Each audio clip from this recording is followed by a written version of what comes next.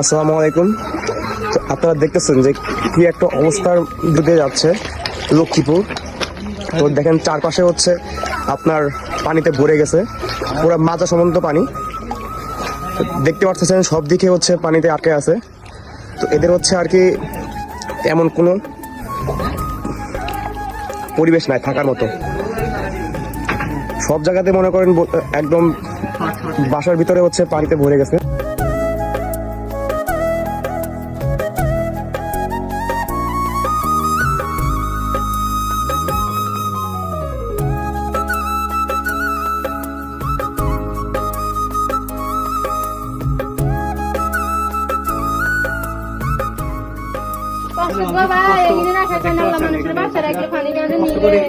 রান্না করে খাই, ঠিক আছে।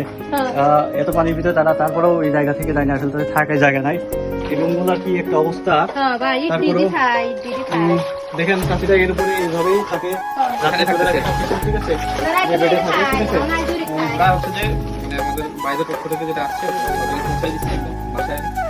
বাইরে দেখো কি বাইরে দেখো কি অবস্থা। হ্যাঁ, ঠিক আছে। আমরা এই যে খেলার মাধ্যমে নিয়ে আসছি আপনাদের আমানত আমরা সুষ্ঠুভাবে দেওয়ার চেষ্টা করছি যাতে সঠিক মানুষের কাছে পৌঁছায়, ঠিক আছে। আমাদের সাথে মেহেরপুর জেলা আছে। মেহেরপুর আপনারা দেখতে পাচ্ছেন রাস্তা থেকে, মেন রাস্তা থেকে প্রায় 3 কিলোমিটার হেঁটে হেঁটে আসছি আমরা। চারিদিকে শুধু পানি আর পানি, যেদিকে তাকাবেন সেদিকে কোথাও এক মাথা পানি, কোথাও বুক সমান পানি, আবার কোথাও ডুবন পানি আছে। আমরা চেষ্টা করছি যারা হচ্ছে অত্যন্ত দুর্গম এলাকায়, অত্যন্ত প্রত্যন্ত এলাকাতে এসে আপনাদের আমানতগুলা তাদের কাছে পৌঁছে দেওয়া। ধন্যবাদ।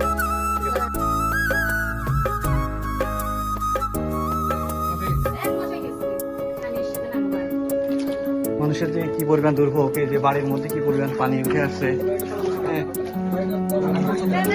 আর এরা কত কষ্ট করে যে কিভাবে রান্না করে খাচ্ছে, ঠিক আছে। আসলে মানুষের দুর্ভোগ আমরা আমাদের জায়গা থেকে স্বচক্ষে না দেখলে বুঝতে পারছি না আসলে তারা কতটা কষ্ট আছে। দেখেন এই আন্টিদের ঘরে কি একটা অবস্থা, বাইরে তো ভোট ছাড়া আসাই যাচ্ছে না, ঠিক আছে। বাড়িটা এত পরিমাণ উঁচুতে, তারপরেও আজকে এই অবস্থা। হ্যাঁ, অলরেডি একটা ঘর ডুবে গেছে, ঠিক আছে। এনারা কোনো রকম বাইরে গিয়ে খাবার খাচ্ছে, আর বাইরের তো অবস্থা আরো খারাপ, ঠিক আছে। আমরা দেখতেছি ঘরটা তো খুবই ডুবে গিয়েছে।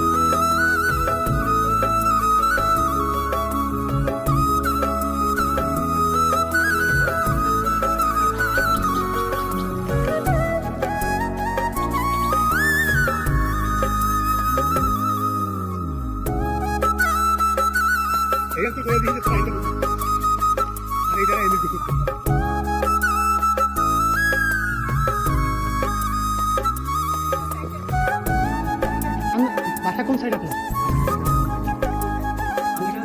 আমরা দেখছি এখানে, আমরা দেখছি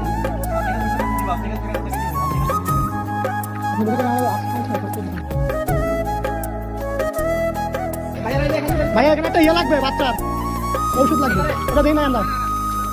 ওই যে কন্যার একটা লাগবে।